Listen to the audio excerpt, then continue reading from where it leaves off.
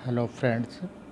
पिछली बार हमने फिनॉल के अम्लीय गुण के बारे में बातचीत की थी। उसी क्रम में हम आगे देखते हैं कि यहाँ पर देखिए, यदि अम्लीय गुण देखा जाए तो Ka की वैल्यू देखिए। कार्बोक्सिलिक अम्लों के लिए 10⁻⁻5 है, फिनॉल के लिए 10⁻⁻10 है और अल्कोहल के लिए 10⁻⁻16 है। तो इसका मतलब ये हुआ कि कार्बोक्सिलिक एसिड ज़्यादा एसिडिक होते हैं बजाय फिनॉल के, और फिनॉल ज़्यादा एसिडिक होते हैं बजाय अल्कोहल के। तो ऐसा क्यों है, इसको समझने से के लिए हमें पहले देखना पड़ेगा कि यहाँ देखिए, अल्कोहल और अल्कोहल का जब वियोजन होता है तो अल्कोक्साइड आयन बनता है। इसी तरह से फिनॉल का जब वियोजन होता है तो फिनोक्साइड आयन बनता है।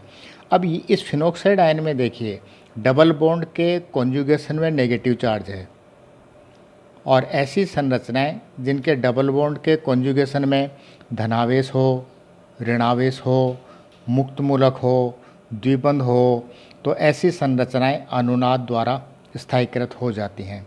तो यहाँ देखिए फिनोक्साइड आयन को, इस फिनोक्साइड आयन में देखिए डबल बॉन्ड की पोजीशन। अब यहाँ देखिए, इस में ये डबल बॉन्ड की पोजीशन चेंज हो जाएगी, और चेंज होने के कारण से यहाँ पर देखिए ये विभिन्न अनुनादी संरचनाएं बनती है। तो रिंग में से एक बॉन्ड बाहर चला गया तो नेगेटिव चार्ज रिंग के अंदर आ गया, और इस तरह से देखिए ऑर्थो और पैरा स्थितियों पर नेगेटिव चार्ज घूम रहा है। तो इसका मतलब क्या हुआ, फिनॉल में से नेगेटिव चार्ज आने का मतलब ये हुआ कि एक प्रोटॉन का निकलना, और प्रोटॉन का निकलना ही इसकी एसिडिक प्रवृत्ति को बताता है।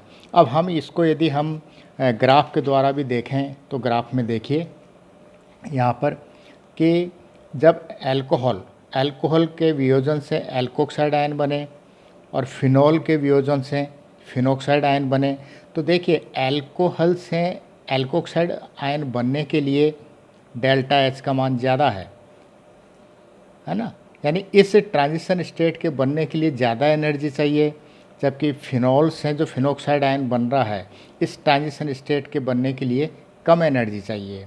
और इस तरह यहाँ देखिए कि ये ज़्यादा एनर्जी का होने के कारण से कम स्टेबल है, और ये कम एनर्जी का होने के कारण से ज़्यादा स्टेबल, और इसीलिए यहाँ पर लिखा है देखिए फिनोक्साइड आयन का अधिक अनुनादी स्थायीकरण।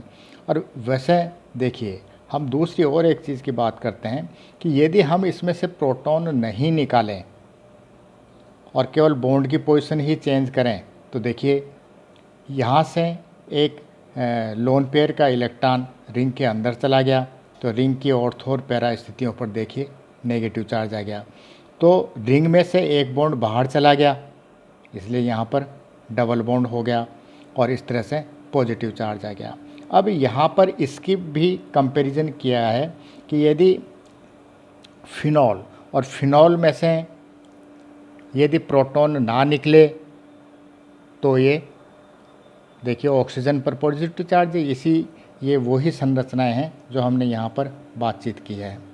और फिनॉल में से प्रोटॉन निकल जाए तो अब इन दोनों में भी देखिए, जब फिनॉल में से प्रोटॉन नहीं निकला तो देखिए ट्रांजिशन स्टेट को इसको देखिए हाई एनर्जी वाली है, जबकि फिनॉल में से जब प्रोटॉन निकल गया तो देखिए, तो इस तरह से जो संक्रमण अवस्थाएं बन रही हैं, ये संक्रमण अवस्था ज़्यादा स्थायी है क्योंकि इसकी एनर्जी कम है।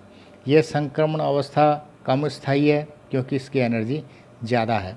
तो इस तरह से इसका मतलब ये हुआ कि फिनॉल में से प्रोटॉन का निकलना ज़्यादा इसके लिए उपयोगी है, क्योंकि यहाँ पर इसकी एनर्जी ज़्यादा होने के कारण से ये कम स्थायी है। और इस प्रकार से ये जो ग्राफ है इसके द्वारा हम ये देख सकते हैं कि कौन ज़्यादा स्टेबल होगा और कौन अधिक कम स्टेबल होगा।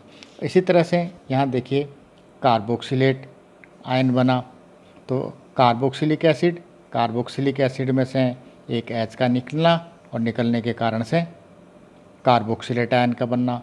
अब यहाँ देखिए डबल बॉन्ड के कॉन्जुगेशन में नेगेटिव चार्ज है, और इसलिए ये डबल बॉन्ड यहाँ आ जाएगा और नेगेटिव चार्ज इधर आ जाएगा।